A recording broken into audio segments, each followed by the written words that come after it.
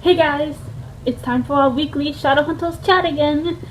So, last night, season 2, episode 12, You Are Not Your Own, aired, and whoa. I will say last night's episode was very emotional for different reasons, so let's just jump right on in there.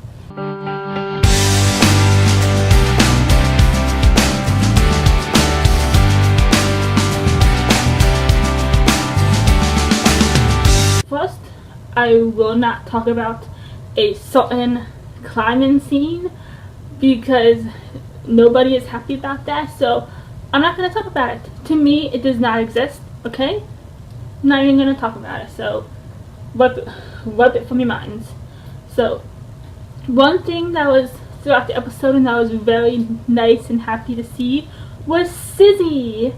They were together for most of the episode. I believe Isabel was helping Simon kind of get Raphael off his back for bugging him about being a daylighter and stuff, and so kind of dealt with that. And then at the end, Isabel did take him up on his offer list the meetings that his mother goes to help her with her addictions. Last night's episode was a very good episode for Sizzy. It was very nice and very sweet.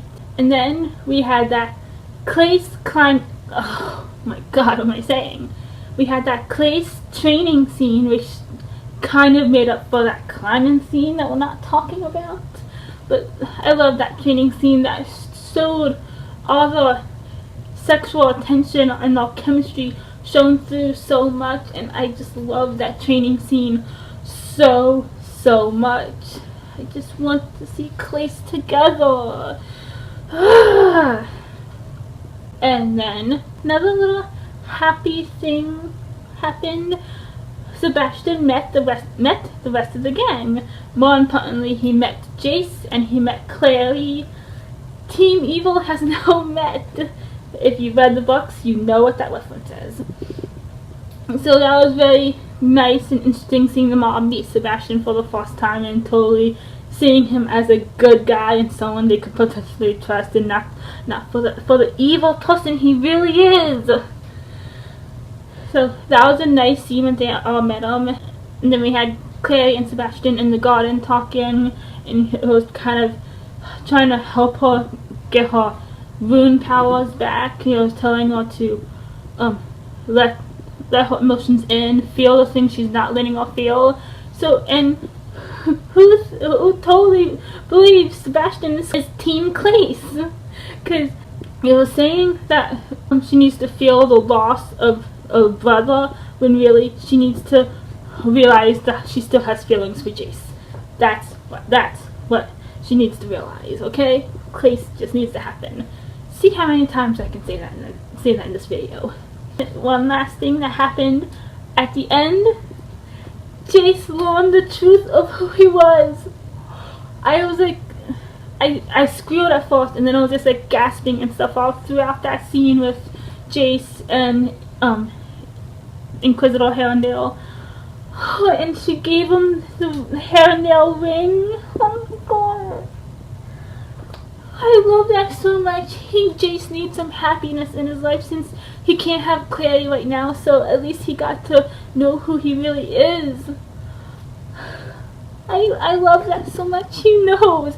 I don't care if it's too early, which it's not really too early, because if you think about it in timeline with the books, we're kind of basically in City of Glass, so it's not really too early for him to find out or anything. The big part of the show is Malik, Magnus, Valentine switch. So I don't think I have accurately gushed over Malik. I do love Malik, but I don't think I sometimes express it enough. So I'll do it right here. Most of this episode was Malik, Magnus centered around. So all the Malik angst from Alec calling Magnus for help and then realizing he didn't sound like himself, so he goes to the loft to see him, and where he cupped his face, and it was all just also touching and super sweet and intimate. And then when he shot the arrow at Azael You see, I remember how to say his name during the episode, and then after the episode, I forget how to say it. So Azazel? I don't know how. I keep forgetting how to say that. But anyway, when Alex shot his arrow at him, people keep saying he killed him, but in the show they said they banished him back to hell, so he's not dead. Let's just make that clear. So, and then there was that little sweet hug after Azazel was banished. Even though he still hadn't yet known that wasn't truly Magnus, but there was that little hug. And then when Alec did go to Valentine, which was Magnus in Valentine's body, and Magnus was begging for him to believe him. It was so sad. It was sad, and Magnus was saying all this stuff that only Magnus would know, from the trip that they took, the present that Alec gave him. Intimate little things. You just wanted to believe him, and it was sad because Alex truly didn't know what to do, what to trust and not trust, and you could see the turmoil on both their faces, and it was just.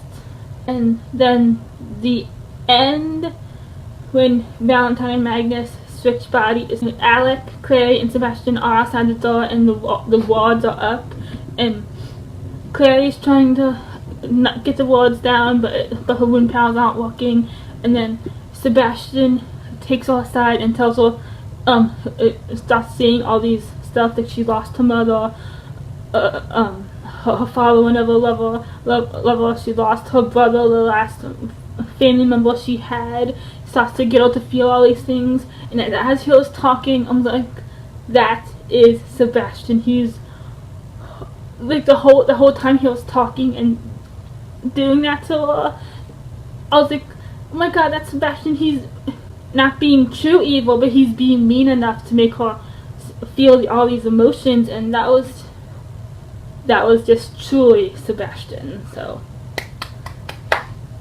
and then they get in. I'm a little fuzzy on this ending, on this little battle part, because it happened so fast. But Clary tackles Valentine. They go through the portal, and she takes him back to the jail cell in the institute. So now I'm really curious of what's going to happen to Valentine now. And then Malik reunites. I was expecting a little hug, maybe a little kiss, but after what Magnus has gone through, it was kind of expected that they didn't touch, and Alex feeling a little lost because he doesn't know how to help them. They'll get through this. They just have to be there for each other and trust each other and let each other have the space that they need to heal, mostly Magnus. So they'll get through this, and they'll be stronger than ever. Don't you worry about that.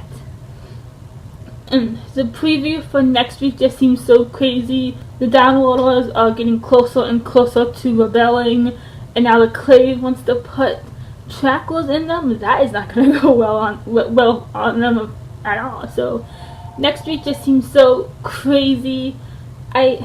This video is gonna be short, probably gonna be shorter than the others, but I'm pretty sure I talked about everything that I had to talk about, or didn't talk about because I don't want to talk about it, and we're completely ignoring that. We all know what that is. Yeah, I'm pretty sure I talked about everything, and I made my feelings pretty clear about everything, because I mostly just wanted to talk about Malik in this video because that episode basically centered around them. So I think I touched on everything, so just let me know if I missed anything. So I don't want to make these videos too long. You guys might be bored in them, so I think I did good though. So my favorite parts in the episode was, I did love the Clace training scene, and I also liked when Magnus was trying to get Alec to realize that was him. Not because it was happy or anything, but because that was very well acted. Okay, and so what were your favorite parts in last night's episode? Let me know down in the comment section below, and we can talk about it. Don't forget to like and subscribe, and I'll see you again next week. Maybe. Bye!